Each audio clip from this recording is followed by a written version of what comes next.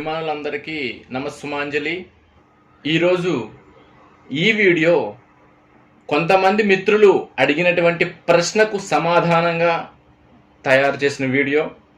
ఇది ఒక 3 పుస్తకాలలో, భాషా చరిత్రకు సంబంధించినటువంటి 3 పుస్తకాలలో 5 గంటలు శ్రమించి రాసుకున్న నోట్స్ని మీకు వీలుగా అతి సులభంగా అర్థమయ్యే విధంగా చెప్పే రీతిలోనే ప్రయత్నిస్తున్నాను మిత్రులారా. ద్రావిడ భాషల తులనాత్మక పరిశోధన చేసినటువంటి శాస్త్రవేత్తల గురించి ఈ వీడియోలో కూలంకషంగా చెప్పబోతున్నాను. అందులో ఏ శాస్త్రజ్ఞుడు ఏ బుక్ రాశాడు, ఏ భాషపై ఏ వ్యాకరణాంశాలను అందించాడు మొదలైన విషయాలన్నీ కూడా ఉంటాయి. మీరందరూ కూడా ఈ వీడియోని తప్పకుండా చివరి వరకు చూడండి. ద్రావిడ భాషల తులనాత్మక పరిశోధన చరిత్ర అనేది ముఖ్యం. ఆ చరిత్రలోకి వెళ్తే మనకు మొట్టమొదటి కనిపించేటువంటి వ్యక్తి ఫ్రాన్సిస్ వైట్ ఎలిస్.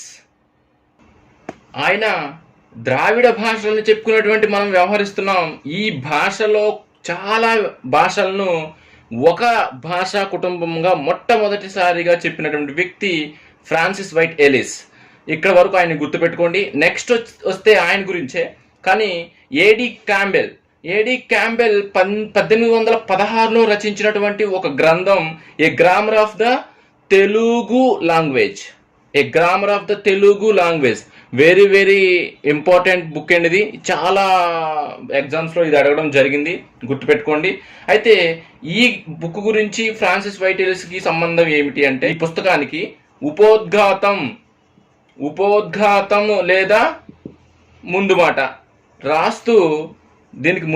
రాస్తూ ఈ వైట్ ఎలిస్ అనేటువంటి వ్యక్తి తమిళం, మలయాళం, కుడు, మాల్తో, తుళు, తెలుగు, కన్నడం ఈ భాషలు అన్నీ కూడా ఒకే భాషా కుటుంబానికి చెందినవని, వీటికి సంస్కృతానికి ఎటువంటి సంబంధం లేదని తేల్చి చెప్పి వీటిని డైలెక్ట్స్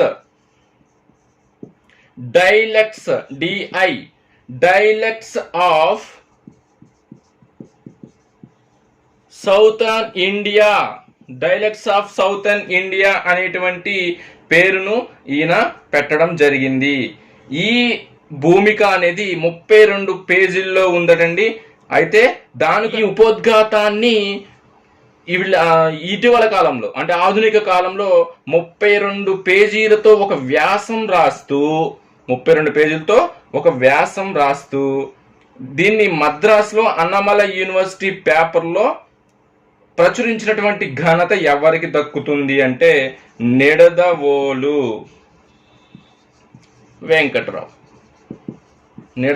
వెంకటరావు గారికి దక్కుతుంది. ఇందులో మనకు దగ్గరగా ఒక 4-3 బిట్లు కవర్ అయినాయి. ఈ ఫ్రాన్సిస్ వైట్ ఎలిస్ అందించినటువంటి అనేక అంశాలను సమగ్ర సిద్ధాంతాలు, ఆధారాలతో చర్చ జరిపి స్థిరత్వాన్ని కలిగించినటువంటి ఘనత ఎవరికి దక్కుతుందంటే బిషప్ రాబర్ట్ కాల్డ్వెల్ అనేటువంటి వ్యక్తికి దక్కుతుంది. ఈయన గురించి మనం మరలా చెప్పుకోవచ్చు, ఎందుకంటే వరుస క్రమంలో ఈయన లేడు. Whyte Ellis, Campbell. అయితే ఈయన రాస్మస్ క్రిస్టియన్ రాస్క్ అనేటువంటి ఆయన ఏ దేశస్థుడు, ఇది కూడా ఒక బిట్టేనండి. డెన్మార్క్. అంటే ఎందుకు బిట్టెన్ ఎందుకన్నామంటే, రాస్మస్ క్రిస్టియన్ రాస్క్ ఏ దేశస్థుడు అని అడుగుతున్నాడు. లేదంటే ఈ క్రింది వాన్లో పాశ్చాత్య శాస్త్రవేత్తలు డెన్మార్క్ చెందినటువంటి వ్యక్తి ఎవరు అని అడుగుతున్నారు. కాబట్టి ఇవి కూడా మనం గుర్తుపెట్టుకోవాలి. ద్రావిడ భాషా వాదానికి మూల పురుషుడు ఎవరు? ద్రావిడ భాష వాదానికి మూల పురుషుడు ఎవరు? ఈ బిట్టు చాలా చాలా చాలా ఇంపార్టెంట్. మూల పురుషుడు ఎవరంటే రాస్మస్ క్రిస్టియన్ రాస్క్. ఇతను ద్రావిడ భాషల్ని మలబారిక్ భాషలు అనేటువంటి పేరును పెట్టాడు. రాస్మస్ రాస్క్ అనగానే మనకు డెన్మార్క్ గుర్తు రావాలి. ఆయన ద్రావిడ భాషావాదానికి మూల పురుషుడు అనే బిట్టు గుర్తు రావాలి. మలబారిక్, ద్రావిడ భాషలు ఏమైనా పేరు పెట్టాడు? మలబారిక్ అనేటువంటి పేరు పెట్టాడు. ఇంతవరకు ఈయన గురించి తెలుసుకుంటే సరిపోతుంది. ఆ తర్వాత వైట్ ఎలిస్ చెప్పినటువంటి అంశాలకు స్థిరత్వాన్ని కలిగించింది రాబర్ట్ కాల్డ్వెల్ అని చెప్పుకున్నాం. ఆ రాబర్ట్ కాల్డ్వెల్ ఏ దేశస్థుడు అంటే ఐర్లాండ్ దేశస్థుడు. Very very important. ఈ ఐర్లాండ్ దేశస్థుడైనటువంటి ఈయన మన భారతదేశానికి 1838లో ఒక మద్రాసు మిషనరీగా వచ్చాడు ఈయన. ఆ మద్రాసు చేరిన తర్వాత ఈయన చేసినటువంటి మొట్టమొదటి రచన ఏంటంటే a comparative grammar of the Dravidian, or అంటే దీనికి రెండు పేర్లు ఉన్నాయని గుర్తుపెట్టుకోవాలి. South Indian family of languages. ఈ రెండు పేర్లు గుర్తుపెట్టుకోవాలి. ఒక పేరు అడగకపోతే ఇంకో పేరు అడుగుతాడు. ఈ రెండింటికి రచించినటువంటి వ్యక్తి ఎవరంటే బిషప్ రాబర్ట్ కాల్డ్వెల్ అనే పేరు మనం ఎక్కువగా వింటూ ఉంటాం. ఈయన దీన్ని ఎప్పుడు ప్రచురించారు అంటే 1856లో ప్రచురించాడు. ఆ తర్వాత దీని రెండవ ఎడిషన్ ఎప్పుడు గుర్తుపెట్టుకోవాలండి. దీని రెండవ ఎడిషన్ ఎప్పుడు అంటే 1875లో ఈయనే లండన్ నుంచి దీన్ని ప్రచురించాడు.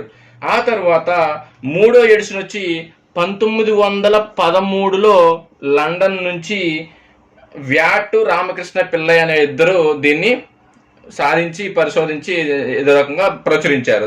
అయితే కాల్డ్వెల్ కాలానికే చెందినటువంటి ఒక ముగ్గురు కొన్ని ఇంగ్లీష్ నిఘంటువులు రచించారు. ఇది కూడా మనకు చాలా చాలా ముఖ్యమైన బిట్టే. అవేంటంటే ఇక్కడ చూద్దాం చూడండి. అది first C P Brown Telugu English నిఘంటువు సిపి బ్రౌన్ అనేటువంటి వ్యక్తి. ఆ తర్వాత గుండెట్ అనేటువంటి వ్యక్తి మలయాళం ఇంగ్లీషు నిఘంటువు అంటే నిఘంటువులు రచన ఎవరి కాలంలో జరిగింది అంటే మనకు ఈ బిషప్ రాబర్ట్ కాల్డ్వెల్ కాలంలో జరిగింది. ఇది 1852లో జరిగింది. ఇది 1872లో జరిగింది. ఆ తర్వాత వచ్చినటువంటి వ్యక్తి కిటెల్ అనేటువంటి వ్యక్తి కన్నడం గుర్తుపెట్టుకోవడం చాలా ఈజీ. కన్నడం ఇంగ్లీషు నిఘంటువు ఈయన 1893లో రచించాడు. సో ఇక్కడ మనకు మొట్టమొదటి రచన ఏం జరిగిందంటే సిపి బ్రౌనే తెలుగు ఇంగ్లీష్ నిఘంటువు. ఆ తర్వాత వచ్చినదే a comparative grammar of the Dravidian లేదంటే South Indian family of languages. So మనకు ఈ బుక్స్ ఇచ్చి వరుస క్రమం అడుగుతాడు కాబట్టి మనం ఈ యొక్క గుర్తు పెట్టుకోవాలి. ఆ తర్వాత మనకు గుర్తు రావాల్సినటువంటి మొట్టమొదటి బిట్ ఏంటంటే ద్రావిడ భాషలకు పితామహుడు. ఎందుకు పితామహుడు అయ్యాడు తెలుసుకోవాలి కదా. ఏంటంటే ఈయన ద్రావిడ భాషలకు మొట్టమొదటిసారిగా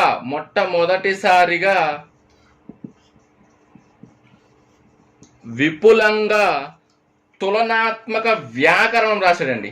తులనాత్మక వ్యాకరణం రచించారు కాబట్టే తులనాత్మక ద్రావిడ భాషలకు పితామహుడు అని చెప్పి ఈ కాల్డ్వెల్ అనేటువంటి వ్యక్తిని అందరూ కూడా భారతదేశంలో పిలుస్తారు. అయితే ఈయన ఇంకొక కొన్ని అనౌన్స్మెంట్ చేశాడు. ఆయన కాలంలో 12 భాషలు మాత్రమే కనుగొనబడ్డాయి. అవి మనం ఆల్రెడీ చెప్పుకున్నాం. నాగరిక భాషలు 6 అని, అనాగరిక భాషలు 6 అని చెప్పుకున్నాం. ఈ మొత్తం కూడా నేను మళ్ళీ ఇక్కడ తెలియచేయట్లేదు. ఆ యొక్క లింక్ డిస్క్రిప్షన్ లో ఇస్తున్నాను. అందరూ కూడా ఆ వీడియోని కూడా చూడండి, మీకు అనుగుణంగా ఉంటుంది. అయితే ఇతను చెప్పినటువంటి కొన్ని కమెంట్స్ ఏమిటంటే బ్రాహుయి భాష. ఈ బ్రాహుయి భాష మనకి ఏమని చెప్పుకున్నాం, ఉత్తర ద్రావిడ భాష అని చెప్పుకున్నాం. కానీ బ్రాహుయి భాషను ద్రావిడ భాష కాదు అన్నటువంటి వ్యక్తి ఎవరు అంటే రాబర్ట్ కాల్డ్వెల్ అనేటువంటి విషయాన్ని మనం గుర్తు పెట్టుకోవాలి. అలానే ఈ బ్రాహుయి భాషను సిథియన్ అనేటువంటి భాషా కుటుంబానికి చెందినదిగా చెప్పినటువంటి వ్యక్తి ఎవరంటే కాల్డ్వెల్. ఈ 2 బిట్లు కూడా ఖచ్చితంగా అడిగేటువంటి అవకాశం ఉంది. ఈ బిట్స్ గురించి నేను కొన్ని బుక్స్ రిఫర్ చేస్తున్నటువంటి సందర్భంలో నాకు ప్రభు సార్ అని చెప్పి ఒక సెంట్రల్ యూనివర్సిటీ విద్యార్థి అంటే పిహెచ్డి విద్యార్థి నాకు కాల్ చేశారు. ఆయన నాకు ఒక విషయాన్ని చెప్పారు. ఇక్కడ ఏంటంటే ఈ రాబర్ట్ కాల్డ్వెల్ అనేటువంటి వ్యక్తి కుడుక్ ఉంది కదండి, ఉత్తర ద్రావిడ భాష. ఈ కుడుక్ భాషను వరానియన్ అనేటువంటి పేరుతో పేర్కొన్నటువంటి వ్యక్తి ఎవరంటే మన రాబర్ట్ కాల్డ్వెల్. కాబట్టి ఈ విషయాలన్నీ కూడా మనకు చాలా చాలా ఇంపార్టెంట్. ఈ విషయాలను అందరూ కూడా గుర్తు పెట్టుకోవాలి. అయితే ఆ తర్వాత ఇతని గురించి పర్సనల్గా చూస్తే ఇతనికి 4 సాహిత్య భాషలు వచ్చని చెప్పారండి. అందులో అమితంగా వచ్చిన భాష తమిళ భాష. అందుకనే ఈయన ఈ ద్రావిడ అనేటువంటి పదాన్ని ఈ తమిళ భాష నుంచే తీసుకున్నట్లుగా మనకు ఇక్కడ డీటెయిల్స్ అనేవి కనిపిస్తున్నాయి. ఇదండి ఈ కాల్డ్వెల్ యొక్క చరిత్ర. ఇంతకు మించి ఆయన గురించి ఇంకొన్ని బిట్లున్నాయి. అవన్నీ మనం భాషల యొక్క తులనాత్మక పరిశోధనలో ఒక్కొక్క బిట్టు వస్తుంది. అవన్నీ మనం చదువుకుంటే సరిపోతుంది. ఈ రాబర్ట్ కాల్డ్వెల్ కాలంలోనే కొన్ని గ్రంథాలు వెలిసాయండి. ఆ గ్రంథాలు భాషలు ఈ విధంగా మనకు ఇవ్వడం జరిగింది. ఇవి మనం ఎందుకు తెలుసుకోవాలంటే మనకు జతపరచండి అనేటువంటి అంశాన్ని ఇది ఇచ్చే విధంగా అవకాశం ఉంటుంది కాబట్టి మనం ఇక్కడ నేర్చుకోవాలి. కొడగు రచించినటువంటి వ్యక్తి ఆర్ఏ కోల్. తుళు భాషపై గ్రంథం రచించినటువంటి వ్యక్తి ఏ మేనర్. కొడగు కోల్ ఇది బాగా గుర్తుంటుంది. తుళు మేనర్ గుర్తుపెట్టుకోవాలి. మేతా అని గుర్తుపెట్టుకోవచ్చు. గోండి విలియమ్సన్. గోసన్ అంటే వెళ్ళు కుమారుడు అని చెప్పి గుర్తుపెట్టుకోవాలి. కూయి లింగం లక్ష్మాజీ. ఓకే, నెక్స్ట్ కురుక్ హాన్. మాల్తో డ్రూస్. ఇవి కూడా కొంచెం గుర్తుపెట్టుకోవచ్చు, ఈజీగా పెట్టుకోవచ్చు. బ్రాహుయి కొల్సన్ ట్రంప్ మన అమెరికా దేశం బాగా ఫేమస్. ఎర్నెస్ట్ ట్రంప్, ఎంవి కొల్సన్ ఇటువంటి ఈ బ్రాహుయి భాషపై గ్రంథాలు రచించారు. ఇవి మనకు కొంచెం ఇంపార్టెంట్ గ్రంథాలు. ఆ తరువాత వరుస క్రమం తీసుకుంటే మనకు George Grierson linguistic survey of India. ఇది 12 సంపుటాల గ్రంథం. 12 సంపుటాల గ్రంథం. ఈ గ్రంథం గురించి మనం చెప్పుకోవాల్సినటువంటి ఆవశ్యకత ఎందుకు వచ్చిందంటే ఇందులో 4వ సంపుటిలోనే ద్రావిడ భాషలు మరియు కొలేరియన్ భాషలు అదేనండి ముండా భాషలు అంటారు దీన్ని మరో విధంగా. ఈ 2 భాషల గురించి తెలిపినటువంటి సంపుటి ఇది. ఈ సంపుటిని రచించినటువంటి వ్యక్తి కూడా మనం చెప్పుకున్నాం, అతనే స్టెన్ కొనో. ఇతడు నార్వే దేశస్థుడు.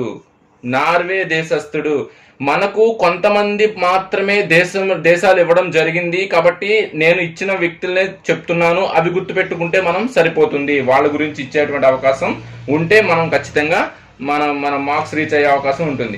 ఈ స్టెన్కోనో కూర్చున్నటువంటి 4వ సంపుటిలోనే ద్రావిడ భాషల గురించి ఉంది. ఆ ద్రావిడ భాషల గురించి ఉంది కదండి.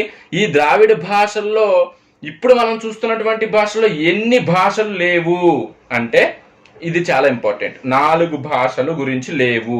అవేంటంటే కొండ, పెంగో, మండ, గదబ. వెరీ వెరీ ఇంపార్టెంట్ అండి ఇది. ఈ 4 భాషల గురించి అందులో లేదు అనేటువంటి విషయాన్ని మనం గుర్తుపెట్టుకుంటే సరిపోతుంది. ఆ తర్వాత మెయిన్ ద్రావిడ భాషల్లో ఉపకుటుంబ విభజన. ద్రావిడ భాషలో ఉపకుటుంబ విభజనకు నాంది పలికింది ఎవరు? ఉపకుటుంబ విభజనకు నాంది పలికింది ఎవరు అంటే స్టెన్ కొనో, నార్వే దేశస్థుడు స్టెన్ కొనో అనేటువంటి విషయాన్ని మనం చెప్పుకోవచ్చు. ఆ తర్వాత మనం ఎవరి గురించి చెప్పుకోవాలంటే ఎల్వి రామస్వామి గారి గురించి మనం తెలుసుకుంటే ఖచ్చితంగా మనం బిట్టు కరెక్ట్ ఆన్సర్ పెడతామండి.